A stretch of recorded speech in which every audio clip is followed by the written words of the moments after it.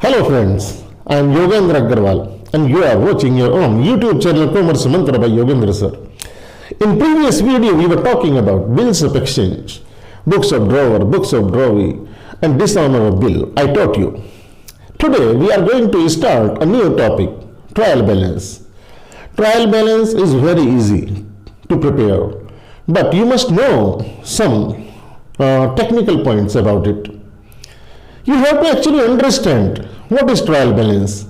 Once you understand, rather cramming, you will come to know that trial balance is very easy. What is trial balance? First of all, we will discuss what is trial balance. Trial balance होता क्या है? तो trial balance की जब हम बात करते हैं तो ट्रायल बैलेंस का मतलब है स्टेटमेंट. ये एक ऐसा स्टेटमेंट है with debit and credit balances, जिसमें डेबिट और क्रेडिट बैलेंसेस होते हैं. ये एक ऐसा स्टेटमेंट है जिसमें डेबिट और क्रेडिट बैलेंसेस होते हैं ऑफ द लेजर अकाउंट्स. मतलब ये है कि लेजर अकाउंट्स के सभी डेबिट एंड क्रेडिट बैलेंसेस इस स्टेटमेंट में दिखाई देते हैं. स्टूडेंट्स, ये बनाया क्यों जाता है? अगर मैं बात करूं तो to test arithmetical accuracy of the books. हम इसे बुक्स की अर्थमेटिक एक्यूरेसी जानने के लिए बनाते हैं. मतलब हमारे बुक्स में कोई एरर तो नहीं है, लेकिन only arithmetical error it can catch. अगर कोई नॉन अर्थमेटिकल है, कोई गणितीय अशुद्धि नहीं है, तब फिर वो इससे पकड़ में नहीं आती है. यह ट्रायल बैलेंस की अपनी एक लिमिटेशन भी है कि ट्रायल बैलेंस हमारे लिए बहुत काम का है. हमारे लिए तय करता है कि हमारे अकाउंट्स सही बने हैं या नहीं. उसमें कोई गलती तो नहीं है, लेकिन फिर भी कुछ एरर्स, कुछ गलतियां ऐसी होती हैं जो ट्रायल बैलेंस की भी पकड़ में नहीं आती हैं. और ये टीचर्स का एक फेवरेट क्वेश्चन भी होता है कि उन गलतियों को बताइए, उन एरर्स को बताइए जो ट्रायल बैलेंस के द्वारा न पकड़ी जा सके. Errors which can not be identified with trial balance. ऐसी अशुद्धियां, ऐसी गलतियां जो ट्रायल बैलेंस के द्वारा न पकड़ी जा सके, उनको बताइए. ये फेवरेट क्वेश्चन होता है. स्टूडेंट्स, जब हम बात करते हैं ट्रायल बैलेंस की तो हम इसमें देखते हैं इसके क्या फीचर्स हैं. अब फीचर्स की बात मैं दो एंगल से करना चाहता हूं. एक तो आप अगर अपनी नोटबुक बना रहे हैं, नोट्स बना रहे हैं, तो हमारे कई सारे फीचर्स हैं जो हमें उसमें लिस्ट डाउन करने होते हैं, लिखने होते हैं. लेकिन उसमें से दो अत्यंत महत्वपूर्ण फीचर्स जो अपनी एक इंपॉर्टेंस रखते हैं, उनको मैंने यहां भी लिखा है. यानी कि अंडरस्टैंडिंग लेवल पर, समझने के लेवल पर हमारे ये दो महत्वपूर्ण हैं. तो स्टूडेंट्स, इसको समझते हैं. क्या है? पहला, it is not a part of double entry system but result of it.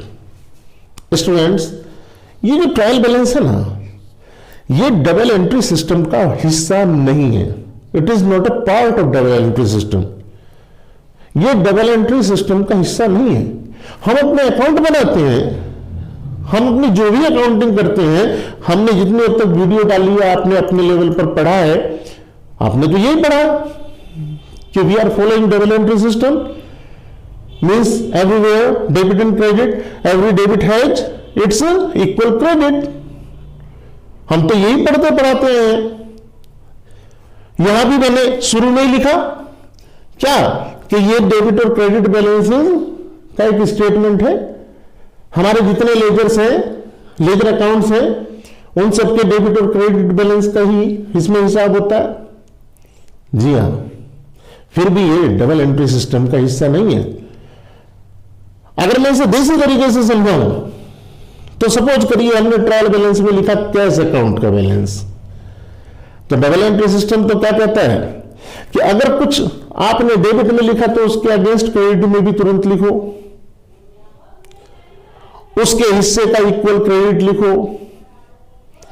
यहां तो हम ऐसे नहीं कर रहे हैं. हमने कैश अकाउंट लिखा, मान लीजिए ट्रायल बैलेंस में दूसरे नंबर पर हमने बैंक अकाउंट लिख दिया, तीसरे नंबर पर मान लीजिए हमने एक मशीन लिख दी, सभी डेबिट है. हम डबल एंट्री सिस्टम का हिस्सा इसे नहीं मानते हैं, ये डबल एंट्री सिस्टम का हिस्सा नहीं है। हां, डबल एंट्री सिस्टम में जो कुछ हमने अकाउंटिंग की है उसका जो रिजल्ट प्रोडक्ट है वो ये है। तो ये अपने आप में डबल एंट्री सिस्टम का हिस्सा नहीं है, लेकिन उसका रिजल्ट, उसका परिणाम है ये। आई होप मेरी बात आपको समझ में आ गई होगी। दूसरी महत्वपूर्ण बात जो डिस्कस करने वाली है, जो आमतौर पर आप कहीं भी पढ़े या सेल्फ स्टडी करें, इसको इग्नोर कर देते हैं। दूसरी महत्वपूर्ण बात, it can be prepared on any date. ये किसी भी डेट में ट्रायल बैलेंस को आप बना सकते हैं, मतलब जब मन करे आप ट्रायल बैलेंस बना सकते हैं, लेकिन बस एक ही शर्त है, if the accounts are balanced. Accounts balanced होंगे तभी हम इसे बना पाएंगे। क्यों? क्योंकि हमें अकाउंट्स के बैलेंसेस ही तो चाहिए, डेबिट हो या क्रेडिट, उसी को तो लेकर ये बनाते हैं। ट्रायल बैलेंस में अभी क्या पढ़ा हमने? ट्रायल बैलेंस के लिए statement with debit and credit balances, debit और क्रेडिट बैलेंसेस को लेकर के बनाया हुआ स्टेटमेंट है ट्रायल बैलेंस। इसका मतलब अगर हमारे अकाउंट्स बैलेंस्ड हैं, अगर देसी तरीके से बात करूं तो क्लोज किए हैं हमने, तब हम ये ट्रायल बैलेंस बना पाएंगे, लेकिन ये कभी भी हम बना सकते हैं।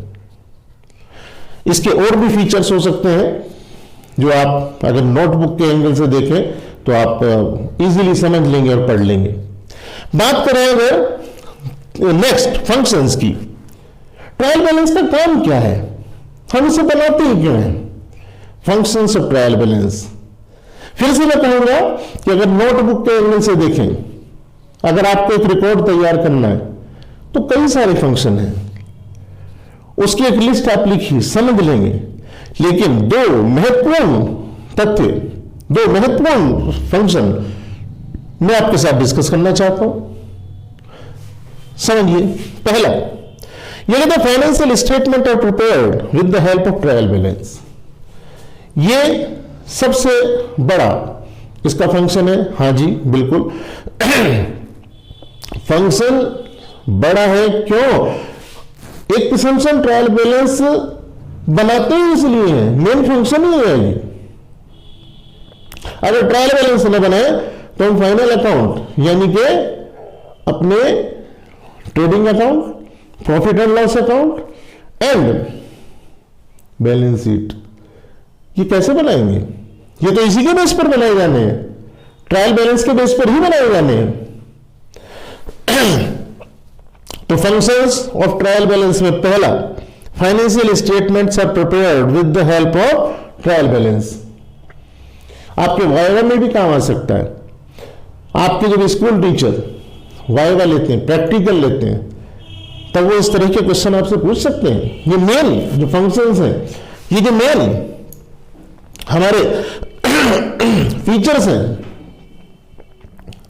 आई थिंक मेरी बात आपको समझ में आ गई होगी। दूसरा, trial balance help in locating errors. यह ट्रायल बैलेंस ही है जो हमें एरर लोकेट करने में मदद करता है।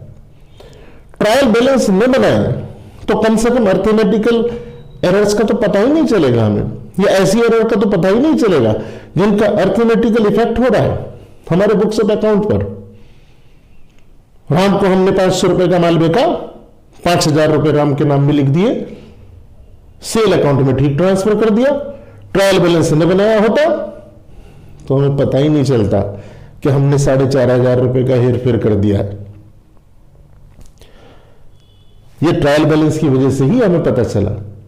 इसका मतलब ट्रायल बैलेंस हमें एरर्स को लोकेट करने में भी मदद करता है। तो दो बड़े फंक्शन, आई थिंक बात समझ में आ गई होगी। अब ये जो ट्रायल बैलेंस है, इसका क्वेश्चन सीधे सीधे भी हमारे एग्जाम में आता है। दो क्वेश्चन हैं, एक तो थियोरेटिकल क्वेश्चन है जो सभी टीचर्स का फेवरेट क्वेश्चन है, मैं उसके बारे में डिस्कस करूंगा। दूसरा आपको ट्रायल बैलेंस बनाने के लिए आ सकता है एग्जाम में, या एक ट्रायल बैलेंस दिया हो और उसको कह दें कि इसे ठीक करिए, इस ट्रायल बैलेंस में कुछ एरर है, या ट्रायल बैलेंस ठीक नहीं है, तो आप इसे ठीक करिए। आपको दो तरीके से न्यूमेरिकल क्वेश्चन आ सकता है और एक आपका थियोरेटिकल क्वेश्चन होता है, और वो थियोरेटिकल क्वेश्चन सभी टीचर्स का एक फेवरेट क्वेश्चन है। अगर यहां से इस चैप्टर से थ्योरी का क्वेश्चन आएगा तो वही क्वेश्चन आएगा, ये मान लीजिए। वहां से वाइवा का भी क्वेश्चन निकलता है, वहां से आपका जो एक नंबर के क्वेश्चन है ऑब्जेक्टिव टाइप वो भी निकलते हैं, तो करेंगे उनके बारे में भी बात। लेकिन पहले आप लोग बताइए, अगर कोई इसमें इसे समझने में दिक्कत है, आई होप कोई भी इसे समझने में दिक्कत नहीं होगी। आप इसका एक बार स्क्रीनशॉट ले लीजिए, अभी बताता हूं फिर बाकी।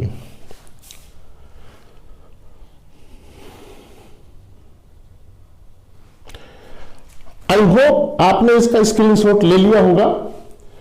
ये ट्रायल बैलेंस जब हम बनाते हैं ट्रायल बैलेंस, तो ट्रायल बैलेंस का फॉर्मेट क्या है?